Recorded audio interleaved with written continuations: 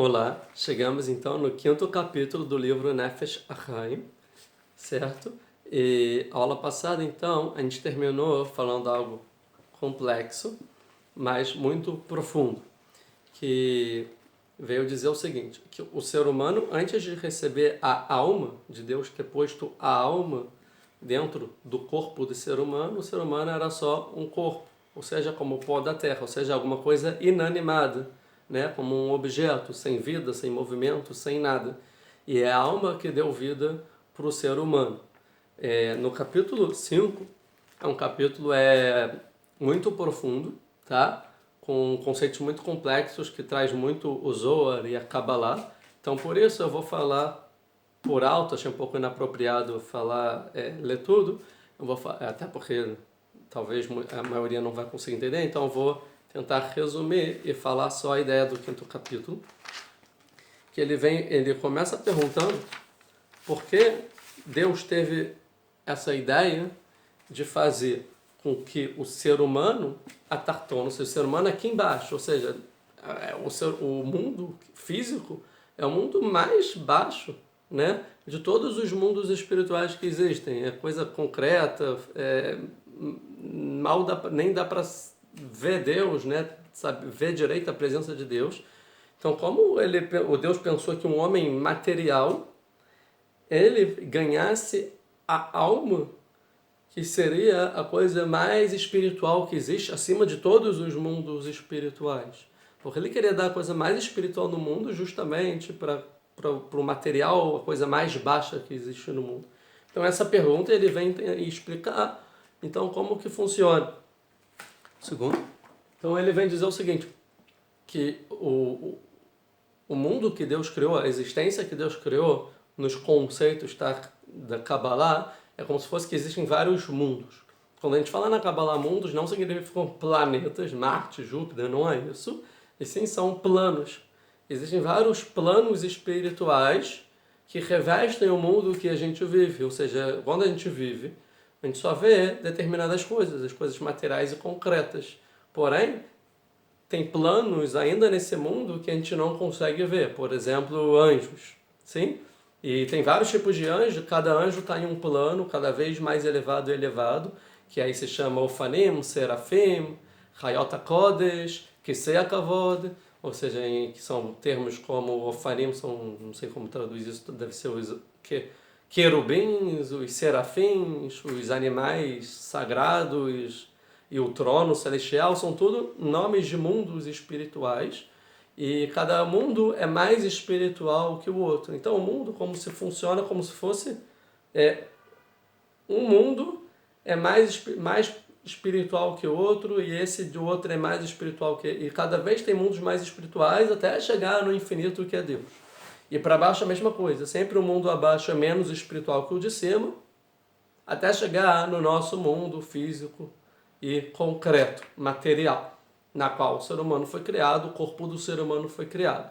E a alma que o ser humano foi criado, da onde ela veio?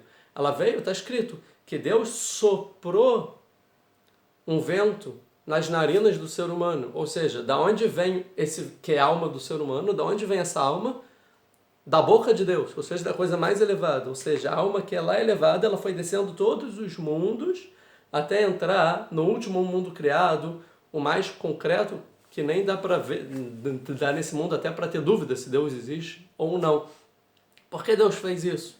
Então, ele vai explicar que, na verdade, o que significa um mundo superior ou inferior? Quer dizer o seguinte, é como o corpo e a roupa. Tem o meu corpo, e a minha roupa é como se fosse um revestimento do meu corpo. Ou seja, o mundo espiritual inferior é um revestimento, uma cobertura do mundo espiritual superior. E essa cobertura tem um outro mundo, que vai ser a cobertura desse mundo, e vai ter outro mundo, outro mundo, e outro mundo, outro mundo. Então, sempre que é mais externo, na nossa metáfora aqui, para entender o conceito, seria um mundo mais inferior, mais concreto, e sempre que é mais interno, é um mundo superior, mais espiritual, com maior nível de santidade, até chegar em Deus, que tem infinitos mundos desses, tá bom? Então, assim foi. Então, está escrito o seguinte, que tem um versículo na Torá que diz que Yaakov, que o povo judeu, ele é Hevel Nahalató, ele é a corda de sua herança. E aí ele explica que significa isso, que o povo judeu é como uma corda. Como assim? Se você tem uma corda e você bota para baixo, então tem alguém segurando a corda embaixo e tem alguém segurando a corda em cima.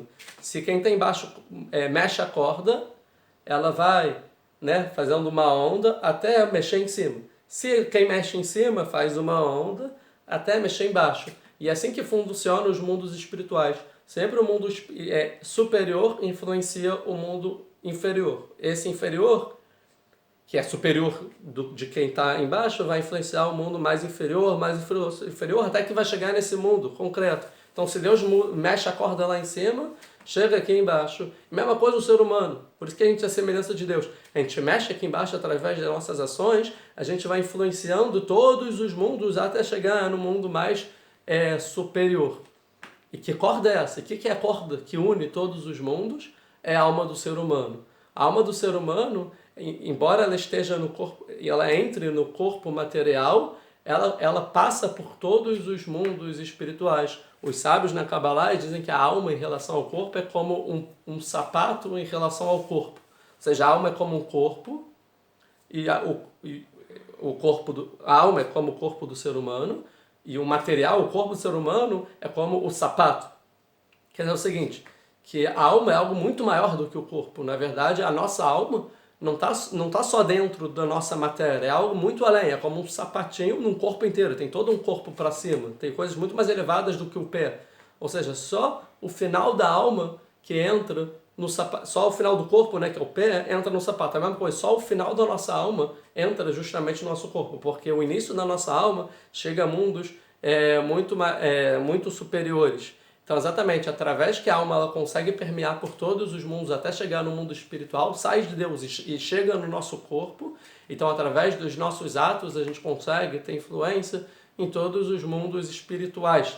Então, isso que ele vem dizer. Ele vem dizer o seguinte, quando está dizendo que Deus botou a alma no ser humano e por isso o ser humano ganhou vida, na verdade está dizendo que não só o ser humano ganhou vida, como todos os mundos espirituais ganharam vida através da alma do ser humano. Porque a alma do ser humano, na verdade, é a única coisa que dá movimento em todos os mundos que existem. Tanto materiais, espirituais, inclusive qualquer tipo de anjo. Na verdade, os anjos só são interferidos através dos atos do ser humano. Se os atos são bons, a gente dá força até para os anjos trabalharem melhor para Deus. E se a gente faz atos ruins, a gente tira a força dos anjos e eles não conseguem trabalhar também para Deus. Então o ser humano, no final, é a única criatura criada na existência inteira que tem o poder e a responsabilidade e o controle de controlar o mundo inteiro. Esse foi um assunto muito profundo, falei de forma resumida, mas eu acho que a ideia aqui deu para captar. Então, muito obrigado, se estão gostando, comentem, curtam e vamos continuar em frente. Muito obrigado.